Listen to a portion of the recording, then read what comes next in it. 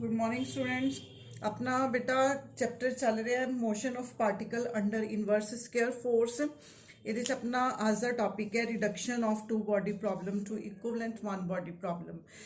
मीनस अगर कोई दो म्यूचुअली इंटरैक्टिंग बॉडीज ने अगर वो टू बॉडी सिस्टम ਨੂੰ ਅਸੀਂ ਸਿੰਗਲ ਬॉडी ਦੇ ਵਿੱਚ ਕਨਵਰਟ ਕਰਨਾ ਹੈ ਤਾਂ ਉਸ ਸਿੰਗਲ ਬॉडी ਮੋਸ਼ਨ ਦੇ ਲਈ ਜਿਹੜੀ ਸਾਡਾ ਇਕੁਏਸ਼ਨ ਆਫ ਮੋਸ਼ਨ ਹੈ ਉਹਦੀ ਫਾਰਮੇਸ਼ਨ ਕਿਸ ਤਰ੍ਹਾਂ ਦੀ ਹੋਊਗੀ वो ਆਪਾਂ ने देखना है। मतलब इक्वेशन ऑफ मोशन मतलब अगर सिस्टम एज ए होल कट्ठा ਆਪਾਂ देखना है ਉਹਦਾ मोशन स्टडी करना है तो ਉਹਦੀ इक्वेशन की बनूगी वो इक्वेशन जनरेट करनी है ਆਪਾਂ बेटा।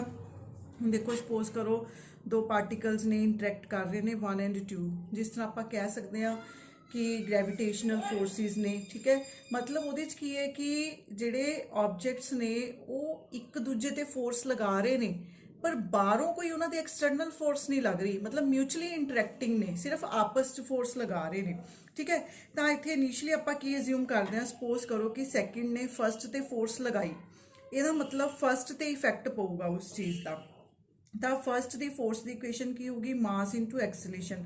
मतलब हुण इत्थे आपां फस्ट पार्टिकल का मास लिखांगे मास इंटू एक्सीलेशन क्योंकि सैकेंड ने फस्ट ते फोर्स लगाई, ठीक है जी। हुण मास इंटू एक्सीलेशन एक्सीलेशन आप लिख सकते हैं d square R1 upon dt square लिख सकते हैं। It is equal to F12। Similarly 1 second ते फोर्स लगा रहे हैं, पहला 2 1 ते देख रहे सी, हुण 1 2 ते देख रहे हैं। तो यदी इक्वेशन की बनूगी m square d square R2 upon dt square is equal to F21। Similarly आपको पता है कि देखो हुणे टू म्यूचुअली इंटरैक्टिंग सिस्टम है, यदा किते ना किते सेंटर ऑफ मास होगा। वो सेंटर ऑफ मास का मान लो पोजीशन वैक्टर की अपने को आर कैपिटल के नाल आपां लिख रहे हैं। तो इक्वेशन के अकॉर्डिंग आर कैपिटल जिहड़ा सी वो M1 R1 M2 R2 upon M1 plus M2 सीगा। सो इस तो अगर असी देखो बेटा ये इक्वेशन 1 ते 2 नूं ऐड करते हैं, 1 ते 2 नूं ऐड कर दो। देखो M1 d square R1 dt M2 d square R2 dt square is equal to F12 plus F21 क्योंकि म्यूचुअली इंटरैक्टिंग ने आपां नूं पता है न्यूटन्स लॉ के according F21 is equal to minus F12 होगा। तो बेटा इन्हें 0 बन जाना है, 0 बन गया ये आप D square upon dt square common कढ़ लिया, अंदर M1 R1 रह गया M2 R2 रह गया इज इक्वल टू 0। हुण अगर आप इस इक्वेशन तो देखिए इस इक्वेशन तो M1 R1 plus M2 R2 की हो गया M1 plus M2 into capital R। सो यदी जगह ते आप अपनी उस इक्वेशन तो वैल्यू फाइंड आउट करके की लिख सकते हैं M1 plus M2 into R। मतलब R पोजीशन वैक्टर है सेंटर ऑफ मास का। M1 M2 मास है, डिफरेंशिएशन नहीं होनी तो इत्थे M1 M2 तो बाहर आ गया बेटा, डिफरेंशिएशन आ गई d square R upon dt square is equal to 0। So d square R upon dt is equal to 0। तो एक्सेलेशन जी है एक्सेलेशन की शो करती है कि टू पार्टिकल सिस्टम का जोड़ा सेंटर ऑफ मास है उसकी एक्सेलेशन की है 0 है। अगर असी इनू इंटीग्रेट करने हुण बेटा ओपोजिट चल रहे हैं, आप इंटीग्रेट कर रहे हैं। इंटीग्रेट करने का की मतलब है D square R upon dt square की जगह पर की आ जाऊगा D R upon dt। Integration होगी ये 0 की कॉन्सटेंट बन गया, डी R अपॉन dt की है विलोसिटी। ਇਹਦਾ मतलब विलोसिटी कॉन्सटेंट आ गई, किहदी विलोसिटी कॉन्सटेंट आ गई सेंटर ऑफ मास दी। मतलब टू पार्टिकल सिस्टम दे विच जे असी देखिए तो centre of mass moves with constant velocity. और बेटा यही क्वेश्चंस बन के आते हैं। क्वेश्चन की बन के आ जाता कि प्रूव करो in central force system centre of mass moves with constant velocity. तो आप ये वाला आर्टिकल प्रूव करांगे। तो reduction of two body problem दे बेटा डिफरेंट स्टैप्स ने। ये फर्स्ट स्टैप है कि centre of mass moves with constant velocity. उस तो बाद वो इक्वेशन ऑफ मोशन है, जी इक्वेशन ऑफ मोशन की बनूगी जी अपनी इक्वेशन नंबर 1 ते 2 सीगियां। देखो दोबारा शो कर रही हूँ मैं तुहानूं, आ इक्वेशन नंबर 1 सी, आ इक्वेशन नंबर 2 सी।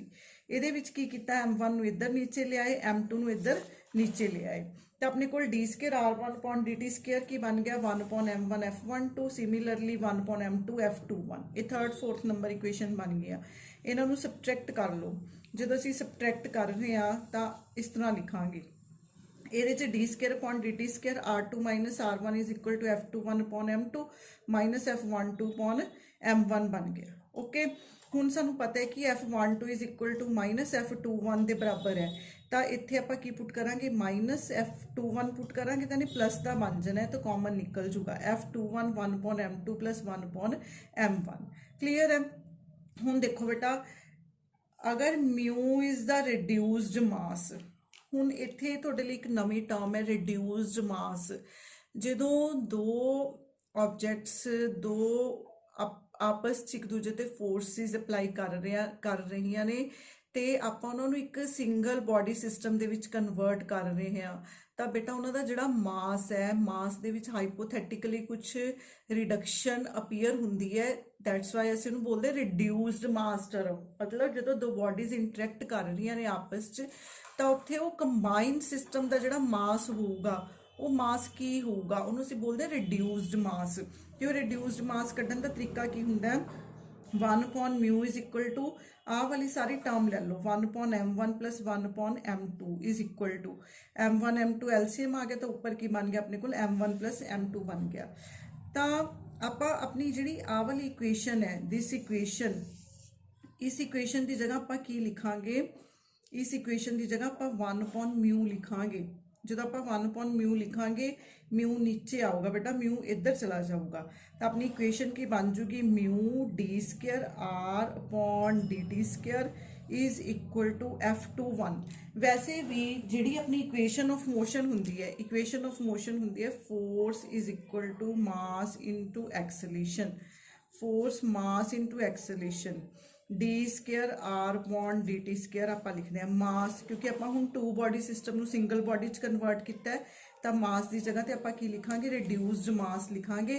तो अपना देखो इक्वेशन तो रिड्यूस्ड मास की आ रहा है, इत्थे म्यू आ रहा है, ठीक है जी।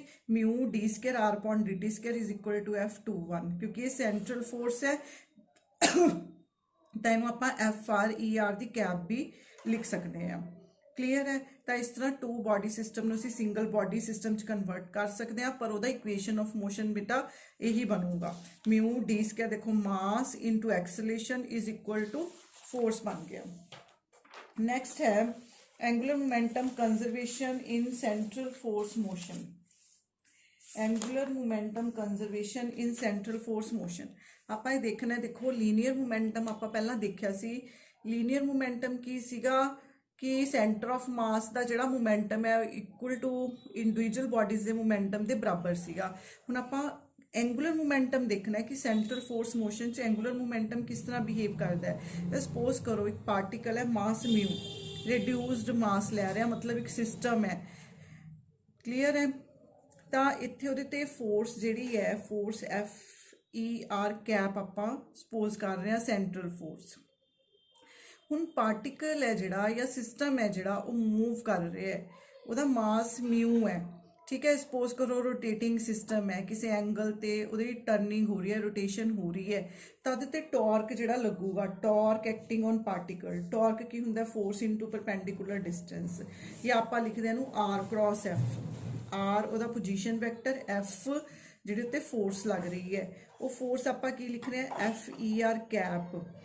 क्लीयर है। आर ते ER कैप दी आपां क्रॉस प्रोडक्ट करांगे, क्योंकि सेम डायरैक्शन च इंडिकेट कर रहा है बेटा, केस इस तरह ही एज्यूम किया हुआ है। आर ते ER अगर सेम डायरैक्शन चैक करते हैं तो ना तो क्रॉस प्रोडक्ट की हो गया, जीरो हो गया। हुण RER का जीरो होने का की मतलब है कि टॉर्क में इन्हें N दे नाल लिखिया होया, टॉर्क की हो गया जीरो हो गया। टॉर्क टर्निंग इफैक्ट दसदा आपां नूं, तो हुण टॉर्क जीरो हो गया। हुण टॉर्क का एक रिलेशन आपने +1 च पढ़े है, ये डायरैक्ट रिलेशन है बेटा, एक torque is equal to rate of change of angular momentum. ये फॉर्मूला है, ये याद रखना पऊगा सानू। टॉर्क की है rate of change of angular momentum. हुण क्योंकि इस केस दे विच टॉर्क जीरो है, तो मतलब dL/dt की आ गया, जीरो आ गया। हुण अगर असीं इंटीग्रेशन करते हैं तो अपने को L आ जाऊगा। इंटीग्रेशन करनी है, दी ऑपोजिट चल रहे हैं, तो L की आ गया अपने को कॉन्सटेंट आ गया। दैट मीनस कि एंगुलर मोमेंटम है जिहड़ा वो कंजर्व रहिंदा इन सेंट्रल फोर्स मोशन। ਹੁਣ ਐਂਗੂਲਰ ਮੋਮੈਂਟਮ ਕੰਜ਼ਰਵ ਹੋਣ ਦੇ ਨਾਲ ਉਹਦਾ ਰਿਜ਼ਲਟ ਕੀ ਨਿਕਲਦਾ ਕਿ ਐਂਗੂਲਰ ਮੋਮੈਂਟਮ ਠੀਕ ਹੈ ਕੰਜ਼ਰਵ ਸੈਂਟਰਲ ਫੋਰਸ ਮੋਸ਼ਨ 'ਚ, ਪਰ ਉਹਦੇ ਕੌਨਸੀਕੁਐਂਸਿਸ ਕੀ ਨੇ? ਕੌਨਸੀਕੁਐਂਸਿਸ ਮਤਲਬ ਉਹਦੇ ਰਿਜ਼ਲਟਸ ਕੀ ਨੇ? ਦੇਖੋ ਐਂਗੂਲਰ ਮੋਮੈਂਟਮ ਜਿਹੜਾ ਹੈਗਾ, ਐਂਗੂਲਰ ਮੋਮੈਂਟਮ ਦਾ ਫਾਰਮੂਲਾ ਹੁੰਦਾ ਹੈ, ਐਂਗੂਲਰ ਮੋਮੈਂਟਮ ਦਾ ਫਾਰਮੂਲਾ ਹੁੰਦਾ mvr, ਜਾਂ ਫਿਰ ਜੇ ਅਸੀਂ ਉਹਨੂੰ ਵੈਕਟਰ ਫਾਰਮ ਦੇ ਵਿੱਚ ਲਿਖਦੇ ਆ ਤਾਂ ਅਸੀਂ ਉਹਨੂੰ r ਕ੍ਰੋਸ p ਲਿਖ ਸਕਦੇ ਹੁੰਦੇ ਆ। r ਕ੍ਰੋਸ p ਦਾ ਮਤਲਬ ਹੈ p ਕੀ ਹੋ ਗਿਆ mv, ਮਤਲਬ ਮਾਸ ਹੁਣ ਇੱਥੇ ਆਪਣਾ ਕੀ ਹੈ ਰਿਡਿਊਸਡ ਮਾਸ, ਮਤਲਬ ਕ੍ਰੋਸ ਪ੍ਰੋਡਕਟ ਆਪਾਂ ਦੇਖ ਰਹੇ ਆ r cross v, r cross v। ਹੁਣ ਜੇ l ਕਾਂਸਟੈਂਟ ਹੈ, ਆਪਾਂ ਬੋਲ ਰਹੇ ਹਾਂ ਕਿ l ਕੀ ਹੈ, l is constant, angular momentum constant ਹੈ। ਹੁਣ ਮਤਲਬ ਸਪੋਜ਼ ਕਰੋ ਕਿ ਸਾਡੇ ਕੋਲ ਕੋਆਰਡੀਨੇਟ ਸਿਸਟਮ ਹੈ, ਅਸੀਂ ਬੋਲ ਰਹੇ ਹਾਂ ਕਿ ਸਪੋਜ਼ ਕਰੋ l z ਐਕਸਿਸ ਦੇ ਅਲੋਂਗ ਲਾਈ ਕਰਦਾ ਹੈ, ਤਾਂ ਇਹ ਦੋ ਵੈਕਟਰਸ ਕਿਸ ਐਕਸਿਸ ਦੇ ਅਲੋਂਗ ਲਾਈ ਕਰਨਗੇ? ਓਬਵੀਅਸ ਹੈ ਕਿ ਇਹ x ਤੇ y ਦੇ ਅਲੋਂਗ ਲਾਈ ਕਰਨਗੇ। ਕਿਉਂ ਲਾਈ ਕਰਨਗੇ? ਦੇਖੋ ਬੇਟਾ ਆਪਾਂ ਪੜ੍ਹਦੇ ਆ ਨਾ I cross j is equal to k cap cross product a cross b is equal to c, ਦੋ ਵੈਕਟਰਸ ਦੀ ਕ੍ਰੋਸ ਪ੍ਰੋਡਕਟ ਵੀ ਇੱਕ ਵੈਕਟਰ ਹੀ ਹੁੰਦਾ ਹੈ ਤੇ ਉਹਦੀ ਡਾਇਰੈਕਸ਼ਨ ਕੀ ਹੁੰਦੀ ਹੈ? ਉਹਦੀ ਡਾਇਰੈਕਸ਼ਨ ਇਹਨਾਂ ਦੋਨਾਂ ਦੇ ਐਕਸਿਸ ਦੇ ਪਰਪੈਂਡੀਕੂਲਰ ਹੁੰਦੀ ਹੈ। ਤਾਂ ਇੱਥੇ ਅਗਰ ਮੈਂ ਪਹਿਲਾਂ ਹੀ l ਨੂੰ z ਚੂਜ਼ ਕਰ ਲਿਆ, ਤੁਸੀਂ x ਚੂਜ਼ ਕਰ ਲਓ, y ਚੂਜ਼ ਕਰ ਲਓ, ਫਿਰ ਆਪਣੇ r ਤੇ ਵੀ ਉਹਦੇ ਅਕੋਰਡਿੰਗਲੀ ਚੇਂਜ ਹੋ ਜਾਣਗੇ। ਤਾਂ l ਇੱਥੇ ਕਾਂਸਟੈਂਟ ਹੈ, ਇਹਦਾ ਮਤਲਬ r ਕ੍ਰੋਸ v ਹਮੇਸ਼ਾ ਹੀ ਇਸੇ ਪਲੇਨ ਦੇ ਵਿੱਚ ਰਹਿਣਗੇ, r ਤੇ v ਹਮੇਸ਼ਾ ਇਸੇ ਪਲੇਨ ਦੇ ਵਿੱਚ ਰਹਿਣਗੇ। ਕਿਉਂ ਰਹਿਣਗੇ? ਕਿਉਂਕਿ l ਕਾਂਸਟੈਂਟ ਹੈ, ਦੈਟਸ ਵਾਈ ਫਿਰ ਇਹ ਵੀ ਫਿਕਸ ਹੋ ਗਏ r ਤੇ v। ਦੈਟ ਮੀਨਸ ਕਿ ਜਿਹੜਾ ਸੈਂਟਰਲ ਫੋਰਸ ਮੋਸ਼ਨ ਹੈ it is confined to plane. Question बन के आंदा है शो करो कि ਜਿਹੜਾ ਸੈਂਟਰਲ ਫੋਰਸ ਮੋਸ਼ਨ ਹੈ it is confined to plane, ਵੀ ਇਹ ਪਲੇਨ ਦੇ ਲਈ ਰੈਸਟ੍ਰਿਕਟਿਡ ਹੈ, ਠੀਕ ਹੈ। ਤਾਂ ਆਪਾਂ ਕੀ ਸ਼ੋ ਕਰਾਂਗੇ ਕਿ ਇਹਦਾ ਐਂਗੂਲਰ ਮੋਮੈਂਟਮ ਕੰਜ਼ਰਵ ਹੈ, ਦੈਟਸ ਵਾਈ ਇਹਦੇ 'ਚ ਕੀ ਹੋਊਗਾ ਫਿਰ r ਤੇ v ਦੀ ਜਿਹੜੀ ਕ੍ਰਾਸ ਪ੍ਰੋਡਕਟ ਹੈ, r ਤੇ v ਕੰਪੋਨੈਂਟਸ ਨੇ ਉਹ ਹਮੇਸ਼ਾ ਇੱਕ ਪਲੇਨ ਦੇ ਵਿੱਚ ਕਨਫਾਈਨਡ ਰਹਿਣਗੇ। ਨੈਕਸਟ ਆਰਟੀਕਲ ਹੈ motion of reduced mass under central force, motion of reduced mass under central force। ਹੁਣ ਦੇਖੋ motion ਆਪਾਂ ਦੇਖ ਚੁੱਕੇ ਹਾਂ ਬੇਟਾ ਪਹਿਲਾਂ, ਪਰ ਇੱਥੇ ਕੀ ਹੈ, ਇੱਥੇ ਆਪਾਂ ਥੋੜਾ ਜਿਹਾ ਆਪਣੀ ਇਕੁਏਸ਼ਨ ਨੂੰ ਪੋਲਰ ਕੋਆਰਡੀਨੇਟਸ ਦੇ ਵਿੱਚ ਹੈ ਜਿਹੜਾ ਪੋਲਰ ਕੋਆਰਡੀਨੇਟਸ 'ਚ ਲਿਆਵਾਂਗੇ। ਹੁਣ ਦੇਖੋ ਆਪਣੀ ਇਕੁਏਸ਼ਨ ਕੀ ਸੀ, mu D square R point D T square is equal to F R E R cap. Acceleration ਨੂੰ ਅਗਰ ਆਪਾਂ ਲਿਖਣਾ ਹੋਏ ਪੋਲਰ ਦੇ ਵਿੱਚ ਤਾਂ ਉਹ ਕੀ ਸੀ, ਉਹਦਾ ਰੇਡੀਅਲ ਕੰਪੋਨੈਂਟ ਸੀ, ਉਹਦਾ ਟਰਾਂਸਵਰਸ ਕੰਪੋਨੈਂਟ ਸੀ। ਤੇ radial part Ki C acceleration the, r double dot minus r theta dot the square C, a theta Ki C 2r dot theta dot plus r theta double dot. ਠੀਕ ਹੈ ਜੀ, ਇਹ ਯਾਦ ਹੀ ਰੱਖਣੇ ਪੈਣੇ ਬੇਟਾ, ਤੁਹਾਨੂੰ ਫਸਟ ਚੈਪਟਰ ਦੀ ਅਗਰ ਪ੍ਰੈਕਟਿਸ ਕੀਤੀ ਹੈ ਤਾਂ ਇਹ ਤੁਹਾਨੂੰ ਯਾਦ ਹੋਣਗੇ। ਤਾਂ ਦਾ ਰੇਡੀਅਲ ਕੰਪੋਨੈਂਟ ਐਕਸਲੇਸ਼ਨ ਦਾ ਟਰਾਂਸਵਰਸ ਕੰਪੋਨੈਂਟ। ਤਾਂ ਜਿਹੜੀ ਆਪਣੀ ਇਕੁਏਸ਼ਨ ਨੰਬਰ 1 ਹੈ ਉਹਨੂੰ ਆਪਾਂ ਕੀ ਲਿਖਾਂਗੇ, mu A R E R cap, ਮਤਲਬ ਆਪਾਂ ਕੀ ਕਰ ਰਹੇ ਹਾਂ, ਆਪਾਂ ਇਹ ਵਾਲੇ ਪੋਰਸ਼ਨ ਦੇ ਵਿੱਚ ਆਪਣੀ ਇਹ ਵਾਲੀ ਸਾਰੀ ਵੈਲਿਊ ਪੁੱਟ ਕਰ ਰਹੇ ਹਾਂ, mu A R E R cap mu A theta E theta cap it is equal to F R E R cap. Coefficients ਨੂੰ ਇਕੁਏਟ ਕਰ ਲਓ, ਕੋਐਫੀਸ਼ੀਐਂਟਸ ਨੂੰ ਇਕੁਏਟ ਕਰ ਲਓ, ਈ ਆਰ ਦੇ ਕੋਐਫੀਸ਼ੀਐਂਟਸ ਨੂੰ ਅਲੱਗ ਲਿਖ ਲਓ, ਥੀਟਾ ਦੇ ਕੋਐਫੀਸ਼ੀਐਂਟਸ ਨੂੰ ਅਲੱਗ ਲਿਖ ਲਓ। ਤਾਂ ਈ ਆਰ ਦੇ ਜਦੋਂ ਅਸੀਂ ਕੋਐਫੀਸ਼ੀਐਂਟ ਲਿਖ ਰਹੇ ਹਾਂ ਤਾਂ ਮਿਊ ਏ ਆਰ ਕਿਹਦੇ ਬਰਾਬਰ ਹੈ, ਐਫ ਆਰ ਦੇ ਬਰਾਬਰ ਹੈ, ਮਿਊ ਏ ਥੀਟਾ 0 ਹੈ ਕਿਉਂਕਿ ਇੱਧਰ ਥੀਟਾ ਦਾ ਕੋਈ ਵੀ ਕੰਪੋਨੈਂਟ ਪ੍ਰੈਜ਼ੈਂਟ ਨਹੀਂ ਹੈਗਾ। ਤਾਂ ਉਸ ਤੋਂ ਬਾਅਦ ਹੁਣ ਇਹਦੇ ਵਿੱਚ ਨੈਕਸਟ ਦੇਖੋ ਕੀ ਕਰਨਾ ਹੈ, ਇੱਥੇ ਬੇਟਾ ਏ ਆਰ ਦੀ ਵੈਲਿਊ ਆਹ ਵਾਲੀ ਪੁੱਟ ਕਰਨੀ ਹੈ, ਏ ਥੀਟਾ ਦੀ ਵੈਲਿਊ ਆਪਾਂ ਨੇ ਇਹ ਵਾਲੀ ਪੁੱਟ ਕਰਨੀ ਹੈ। ਜਦੋਂ ਆਪਾਂ ਪੁੱਟ ਕਰਾਂਗੇ ਤਾਂ mu R double dot mu R theta dot square is equal to F R 2 mu R dot theta dot plus mu R theta double dot is equal to ਕੀ ਬਣ ਗਿਆ, 0 ਬਣ ਗਿਆ। ਇਹ ਆਪਣੀਆਂ ਇਕੁਏਸ਼ਨਸ ਬਣ ਗਈਆਂ ਇਨ ਟਰਮਸ ਆਫ पोलर कोआर्डीनेट्स। ठीक है, इटसेल्फ बेटा ये आर्टिकल घट आंदा पेपर दे विच, पर ये जिहड़ियां हुण दो इक्वेशनस बनियां ने ये फर्दर यूज हुंदियां ने, इस करके आपां ये आर्टिकल नूं करदे हां next expression for angular momentum of particle. हुण आपां एंगूलर मोमेंटम दा फॉर्मूला फाइंड आउट करदे हां की हुंदा है। वैसे तो देखो एंगूलर मोमेंटम की है MVR, एंगूलर मोमेंटम दा जिहड़ा फॉर्मूला बनदा है एंगूलर मोमेंटम का फार्मूला बनता है MVR। जे आपां एंगूलर वेलोसिटी की टर्म च लिखते हैं तो आप V नूं R ओमेगा भी लिख सकते हैं। तो जे आप इहदी जगह R ओमेगा पुट करते हैं तो यह M R स्क्वायर ओमेगा बन जाता है। ठीक है जी। हुण देखो थीटा जिहड़ा है, थीटा जिहड़ा है वो ओमेगा अपॉन टी हुंदा है। थीटा डॉट आपां फाइंड आउट कर सकते हैं डेरीवेटिव करके, ठीक है जी। तो ये तो आपां फरदर देखते हैं इक्वेशन की बनती है। ਹੁਣ ਆਪਾਂ थीटा कोआर्डीनेट सपोज करो एज्यूम कर लिया, सैकेंड नंबर इक्वेशन एज्यूम कर ली 2 mu r dot theta dot mu r theta double dot is equal to 0। ਹੁਣ ਇਹ ਇਕੁਏਸ਼ਨ ਨੂੰ ਫਰਦਰ ਬੇਟਾ ਆਰ ਦੇ ਨਾਲ ਮਲਟੀਪਲਾਈ ਕਰਨਾ ਹੈ। ਇਹ ਸਟੈਪਸ ਤੁਹਾਨੂੰ ਦੇਖੋ ਡੈਰੀਵੇਸ਼ਨਸ ਜਿਹੜੀਆਂ ਹੁੰਦੀਆਂ ਨੇ, ਡੈਰੀਵੇਸ਼ਨ ਦੇ ਵਿੱਚ ਅਸੀਂ ਕੁਝ ਮੋਡੀਫਿਕੇਸ਼ਨ ਨਹੀਂ ਕਰ ਸਕਦੇ ਆਪਣੇ ਅਕੋਰਡਿੰਗ, ਕਿਉਂਕਿ ਇੱਕ ਬਹੁਤ ਲੰਬੀਆਂ ਰਿਸਰਚ ਦੇ ਰਿਜ਼ਲਟ ਹੁੰਦੇ ਨੇ।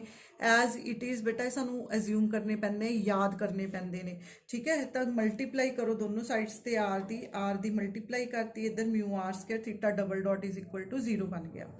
ये सारी इक्वेशन ये बोल रहे कि इस तरह भी लिख सकते हैं ਅਸੀਂ d point d t mu are square theta dot is equal to 0। मतलब जे तुसीं ਇਹਦੀ डिफरेंशिएशन करोगे ਤਾਂ ਵਾਪਿਸ ਤੁਹਾਡੇ ਕੋਲ ਇਹੀ ਟਰਮ ਆ ਜੂਗੀ। ਕਰਕੇ ਦੇਖ ਲਓ, ਮਿਊ ਇੱਕ ਵਾਰੀ ਤੁਸੀਂ ਆਰ ਸਕੁਅਰ ਦੀ ਕਰੋਗੇ ਤਾਂ ਇਹ 2r r ਡॉट ਥੀਟਾ ਡॉट ਬਣ ਜਾਣਾ। ਸੈਕਿੰਡ ਟਾਈਮ ਤੁਸੀਂ ਆਰ ਸਕੁਅਰ ਨੂੰ ਐਜ਼ ਇਟ ਇਜ਼ ਰੱਖ ਕੇ ਥੀਟਾ ਡॉट ਦੀ ਕਰੋਗੇ ਤਾਂ ਫਰਦਰ ਨੈਕਸਟ ਸਟੈਪ 'ਚ ਜੇ ਤੁਸੀਂ ਇਹਦੀ ਇੰਟੀਗ੍ਰੇਸ਼ਨ ਕਰਦੇ ਹੋ ਤਾਂ ਮਿਊ ਆਰ ਸਕੁਅਰ ਥੀਟਾ ਡॉट ਕੀ ਆ ਗਿਆ, कांस्टेंट आ गया। हुण एक कांस्टेंट वैल्यू आ गई। हुण ये जिहड़ा mu are square theta dot है इनू असीं एल दे नाल रिप्रजेंट कर सकते हैं। क्यों कर सकते हैं? क्योंकि एल दी वैल्यू एम वी आर है। देखो मैं तुहानूं दस्सिया पहला एम वी आर, वी नूं आपां आर ओमेगा भी लिख सकते हैं, तो ये एम आर स्क्वायर ओमेगा बन गया, ठीक है। ओमेगा जिहड़ा है उहनूं असीं थीटा डॉट भी लिख सकते हैं, क्योंकि देखो जिस तरह आपां वेलोसिटी लिखते हैं, ਆਪਾਂ ਵੈਲੋਸਿਟੀ ਕੱਢਦੇ ਹੁੰਦੇ ਆ ਡਿਸਟੈਂਸ ਅਪੋਨ ਟਾਈਮ, ਆਪਾਂ ਵੈਲੋਸਿਟੀ ਕੱਢਦੇ ਹੁੰਦੇ ਆ ਡਿਸਟੈਂਸ ਅਪੋਨ ਟਾਈਮ। ਉਸੇ ਤਰ੍ਹਾਂ ਐਂਗੂਲਰ ਵੈਲੋਸਿਟੀ ਹੁੰਦੀ ਹੈ। ਐਂਗੂਲਰ ਵੈਲੋਸਿਟੀ ਕੀ ਹੁੰਦੀ ਹੈ? ਥੀਟਾ ਅਪੋਨ ਟੀ ਹੁੰਦੀ ਹੈ। ਜਿਵੇਂ ਲੀਨੀਅਰ ਵੈਲੋਸਿਟੀ ਕੀ distance upon time, angular velocity ਦੇ ਵਿੱਚ ਬੇਟਾ ਆਪਾਂ ਕੀ ਦੇਖਦੇ ਆ?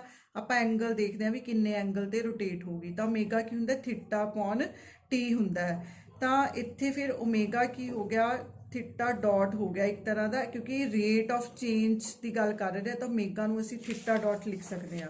तो इत्थे ने जिहड़ा आ ओमेगा नूं की लिखिया थीटा डॉट लिखता, तो ये की बन गया? ये एक तरह का एम वी आर ही बन गया। तो इस करके मतलब सेंट्रल फोर्स मोशन च अगर असीं देख रहे हैं और उन्होंने पोलर कोआर्डीनेट्स दे विच कन्वर्ट कर रहे हैं, तो जिहड़ा एंगूलर मोमेंटम असीं एम वी आर लिख रहे सी ਉਹ ਐਂਗੂਲਰ ਮੋਮੈਂਟਮ ਹੁਣ ਆਪਾਂ ਕੀ ਲਿਖਾਂਗੇ? ਮਿਊ ਆਰ ਸਕੁਅਰ ਥੀਟਾ ਡॉट। ਬਸ ਆ ਫਰਕ ਹੈ, ਠੀਕ ਹੈ ਜੀ। ਹੁਣ ਆਪਾਂ ਇਸ ਚੈਪਟਰ ਦੇ ਵਿੱਚ ਜਿਹੜਾ ਐਂਗੂਲਰ ਮੋਮੈਂਟਮ ਹੈ ਉਹ ਐਮ ਵੀ ਆਰ ਦੀ ਜਗ੍ਹਾ ਆਪਾਂ ਕੀ ਯੂਜ਼ ਕਰਾਂਗੇ? ਮਿਊ ਰਿਡਿਊਸਡ ਮਾਸ, ਆਰ ਰੇਡੀਅਲ डिस्टेंस, थीटा ਦਾ एंगल एजीमुथल कंपोनेंट है, ठीक है जी। तो ध्यान रखो बेटा, क्योंकि यूज होना बार बार L is equal to mu are square theta dot. सो इत्थे बेटा मैं ये लैक्चर खत्म कर रही हाँ अज दा। नैक्सट लैक्चर आपां करांगे नैक्सट टाइम। So thanks.